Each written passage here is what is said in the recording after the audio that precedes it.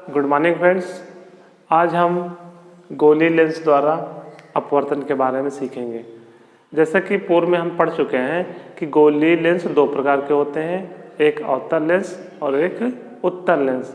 उत्तल लेंस को अभिसारी लेंस भी कहते हैं और अवतल लेंस को अपसारी लेंस भी कहते हैं। तो क्यों अपसारी कहते हैं, इसके बारे में सीखेंगे।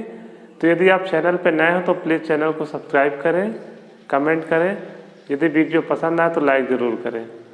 तो अब सीखते हैं उत्तल और अवतल लेंस द्वारा अपवर्तन किस प्रकार होता है।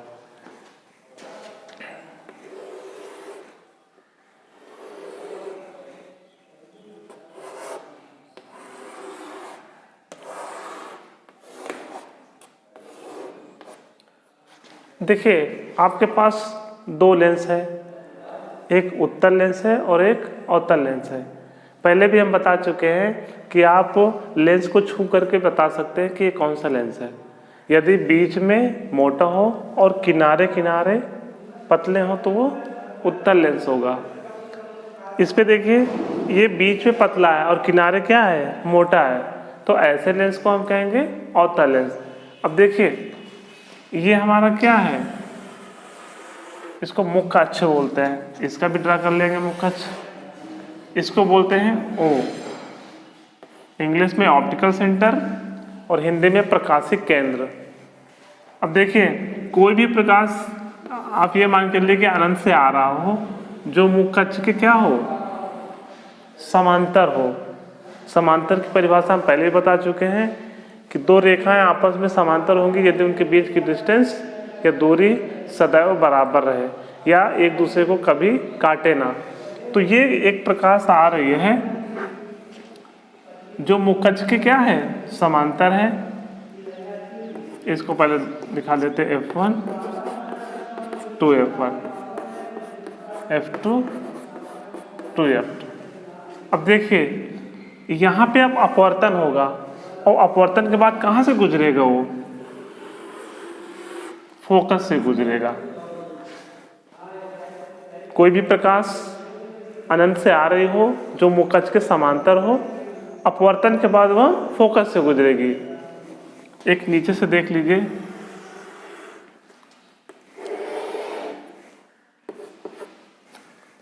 अब देखिए, ये भी वही एक प्रकाश है जो मुख्य अक्ष के समांतर आ रही है और अपवर्तन के बाद फोकस से गुजर रही है। आपको यह ध्यान देना है कि जो भी प्रकाश आ रही है उत्तल लेंस में किसी एक बिंदु पर केंद्रित हो रही है, वो फोकस है, ठीक है। इसलिए इसको हम क्या बोलते हैं,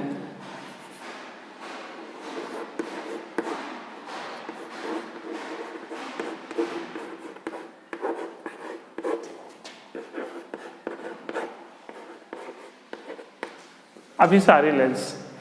इस पे देखिए,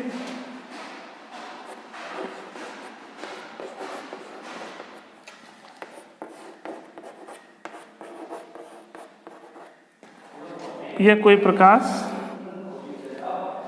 मुख्य अक्ष के समांतर आ रही है, अपवर्तन के बाद यह कुछ इस तरीके जाएगी।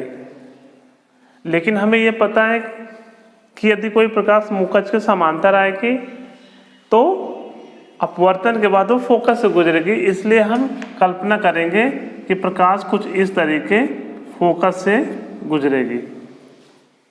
ये एक्चुअल में नहीं होता है, अब इसको हम कल्पना करके करेंगे।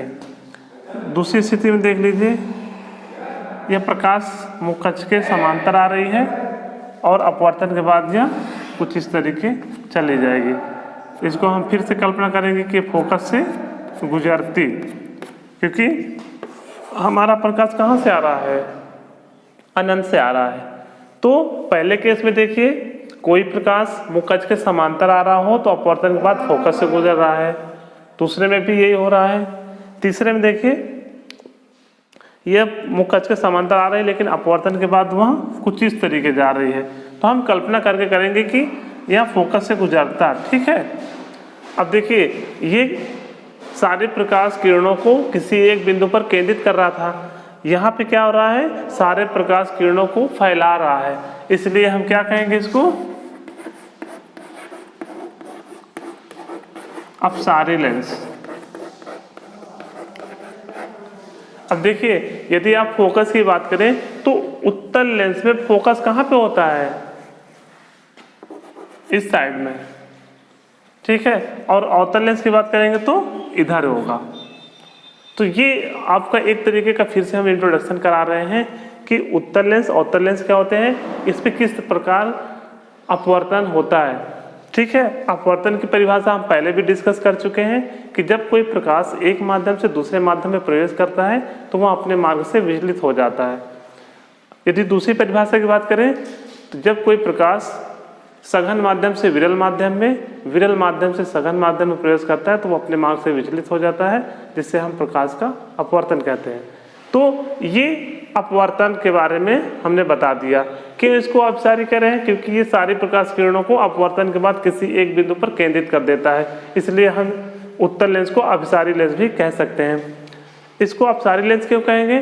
क्योंकि सारी प्रकाश किरणें को अपवर्तन के पश्चात ये फैला दे रही है, इसलिए हम इसको क्या बोलेंगे? अपसारी लेंस। अब हम गोलीय लेंसों द्वारा रे डायग्राम किस तरीके बनते हैं या उसका प्रतिबिंब कैसे बनता है उसके बारे में सीखेंगे। तो जैसा कि आप दर्पण में पढ़े थे कि अवतल दर्पण में 6 कंडीशन थी, उत्तल दर्पण में 2 कंडीशन थी, लेकिन लेंसों में इसके विपरीत होगा। उत्तल में 6 होंगे और अवतल में 2 होंगे। तो लेकिन इन 6 और 2 को कैसे ड्रा करेंगे उससे पहले हमें 3 कंडीशन के बारे में सीखना चाहिए। उन 3 कंडीशन की मदद से हम किसी भी परिस्थिति का रे डायग्राम बना सकते हैं। तो 3 कौन सी कंडीशन है? उन 3 में से हम किन्हीं 2 का उपयोग करेंगे। कभी भी कोई भी रे डायग्राम बनाएंगे तो 3 में से हम 2 का उपयोग करेंगे। 2 का उपयोग करके किसी भी स्थिति का रे डायग्राम हम बना सकते हैं। तो हम पहले उन 3 परिस्थितियों के बारे में सीखेंगे। तो सबसे पहले एक बात करेंगे,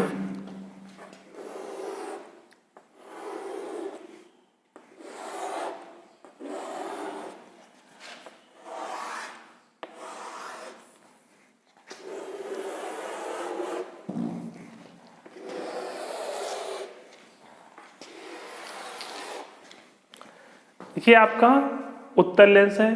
क्यों? क्योंकि ये बीच में मोटा है, किनारे पतला है, ठीक है। F1 to F1 ये O है, F2 to F2।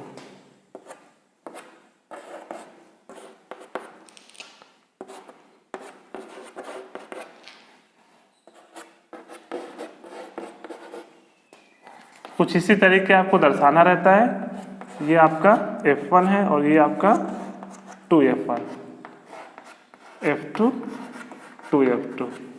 तो अब देखिए, जो पहली स्थिति है हम पढ़े हैं कि जब कोई प्रकाश अनंत से मुख कक्ष के समांतर आएगी, फिर से ध्यान दीजिए, जब कोई प्रकाश मुख कक्ष के समांतर आएगी तो अपवर्तन के बाद वो कहाँ से गुजरेगी? फोकस से गुजरेगी। ये बिंदु को आपको विशेष तौर पर ध्यान देना है क्योंकि यह हर एक परिस्थिति में उपयोग में आएगा। आप 2 में से कोई एक उपयोग करेंगे, लेकिन ये कंपलसरी जैसा रहता है। तो पहली कंडीशन है कि जब कोई प्रकाश अनंत से आ रहा हो या नहीं भी आ रहा हो अनंत से, लेकिन मुख कक्ष के समांतर आ रहा हो, तो अपवर्तन के बाद वह फोकस से गुजरेगा। दूसरी कंडीशन देखिए, जब कोई प्रकाश फोकस से आ रही हो तो अपवर्तन के बाद वह मुख कक्ष के समांतर चली जाएगी। ये एक दूसरे के वाइस वर्सा है। इस पे क्या हो रहा था? यह मुख कक्ष के समांतर आ रही है, अपवर्तन के बाद फोकस से जा रही है। इस पे फोकस से आ रही हो तो अपवर्तन के बाद ये समांतर चली जा रही है मुख कक्ष के। तीसरी कंडीशन में यदि कोई प्रकाश ऑप्टिकल सेंटर से आएगी तो बिना किसी विचलन के सीधे चली जाएगी। हमने पढ़ रखा है अपवर्तन के केस में क्या होता है कि जब कोई प्रकाश एक माध्यम से दूसरे माध्यम में प्रवेश करता है तो वह अपने मार्ग से विचलित हो जाती है, जिसे हम प्रकाश का अपवर्तन कहते हैं। लेकिन जब कोई प्रकाश प्रकाशिक केंद्र से गुजरेगी तो वहां पे कोई विचलन नहीं होता है, ठीक है। तो ये 3 कंडीशन है, ये 3 परिस्थिति ऐसी हैं जिनका हमको सिर्फ 2 का उपयोग करके किसी भी परिस्थिति का रे डायग्राम बना लेंगे। जैसे कि हम पहले भी बता चुके हैं कि उत्तल लेंस में 6 परिस्थितियां होती हैं, अवतल लेंस में 2 परिस्थितियां होती हैं। तो हमें इन्हीं का उपयोग करके, पहला फिर से मैं रिपीट कर रहा हूं कि जब कोई प्रकाश मुख अक्ष के समांतर आएगी तो अपवर्तन के बाद वो फोकस से गुजर जाएगी। दूसरे बिंदु में देखिए, यदि कोई प्रकाश फोकस से आ रही है तो अपवर्तन के बाद मुख अक्ष के समांतर चली जाएगी। तीसरे बिंदु में जब कोई प्रकाश प्रकाशीय केंद्र से गुजरेगी तो बिना किसी विचलन के सीधे चली जाएगी। तो हमें इन 3 में से किसी 2 का उपयोग करना है।